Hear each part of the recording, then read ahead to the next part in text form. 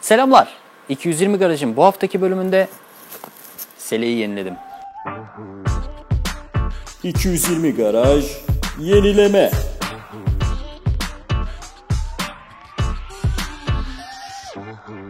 Bitmiş parçayla açılış yapmak pek uyum değildir ama bu haftaki bölümde biraz farklılık olsun istedim ve size parçanın son halini daha en başından gösterdim. Bu haftaki bölümde selenin dış döşemesini yeniledik ve takmaya hazır bir seleyle yolumuza devam ediyoruz. Aslında döşeme yenileme sürecinde çok da fazla bir katkım olmadı. Çünkü döşeme işlemi gerçekten biraz daha hassas ve bilen bir kişinin yapması gereken bir iş olduğu için Ali Usta ve Ercan Usta'dan destek aldım. İkisine de çok teşekkür ediyorum buradan. Gelin şimdi döşeme sürecini yakından inceleyelim.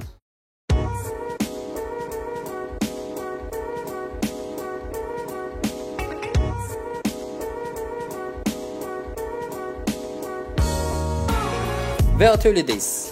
Burada yapacağımız ilk işlem eski suni deriden yapılan kaplamayı yerinden sökmek.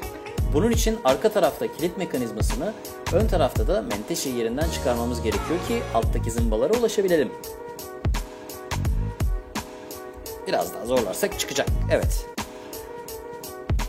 Ardından zımbaları çıkarmak için o tornavidaya benzeyen fakat ucu yuvarlak olan ve adının biz olduğunu öğrendiğim aletle ve kerpeten yardımıyla bütün zımbaları yerinden söküyoruz. Ve fark ediyoruz ki deri eskiden kırmızıymış. Fakat çevre koşullarının etkisinden ve kullanımdan dolayı bambaşka bir hal almış. Alttan çıkan sünger ise çok da şaşırtıcı değil. Orijinal süngerin şeklini koruyamamasından ve deforme olmasından dolayı dolgu yapmak amacıyla yerine koyulmuş. Aklımdaki sele tasarımı ise birazcık Cafe Racer tarzı motosikletleri andırıyor. Bittiğinde birazcık daha spor bir görünüm kazandırabilecek bir hamle olarak seleyi biraz daha alçaltmayı düşünüyorum. Şimdi şu işkence aletine benzeyen testereyle yüzeyden süngerleri kaldırmaya başlıyoruz.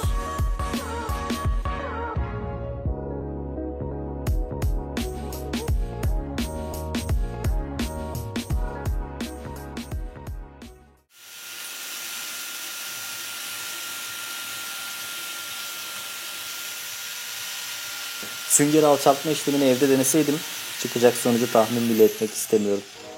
Sonraki işlemse model çıkarma denilen yeni yapılacak selede hangi parçanın ne kadar boyutta olduğunu kararlaştırdığımız adım.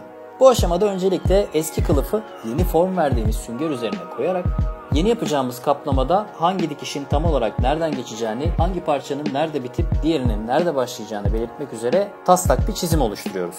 Deri kalemiyle mevcut formu takip etmek çok kolay gözükse de elle bunu yapmak ustalık istiyor. Daha sonra belirlediğimiz çizgilere göre şablonumuzu kesiyoruz.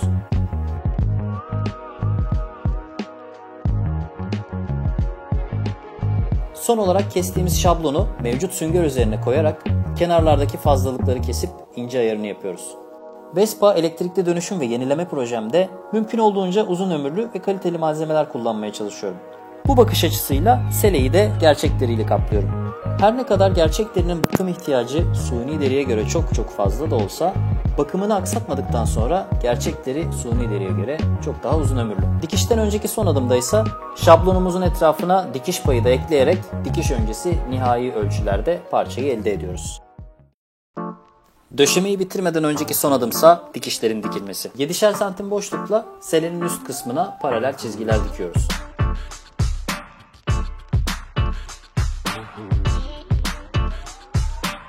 Seleye detay kazandırarak çok daha şık bir görünüm elde edeceğimi düşünüyorum.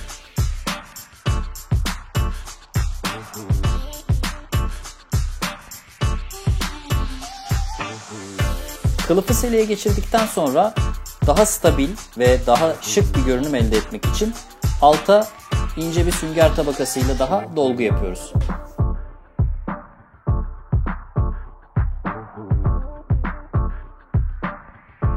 Normalde zımba ahşapta daha iyi çalışıyor ama burada da kullanılabiliyor.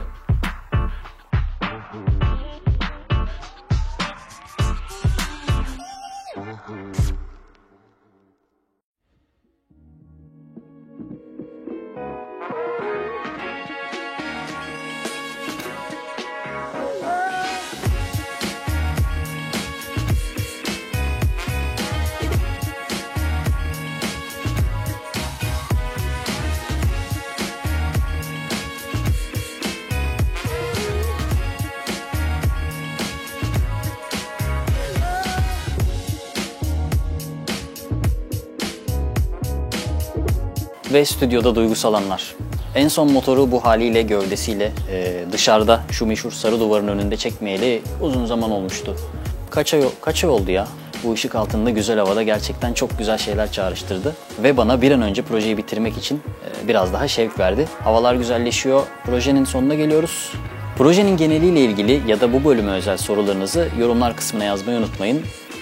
Şu köşelerden birinden abone olup diğerinden de bir diğer videomu izlemeyi unutmayın. Kendinize dikkat edin. Hoşça kalın.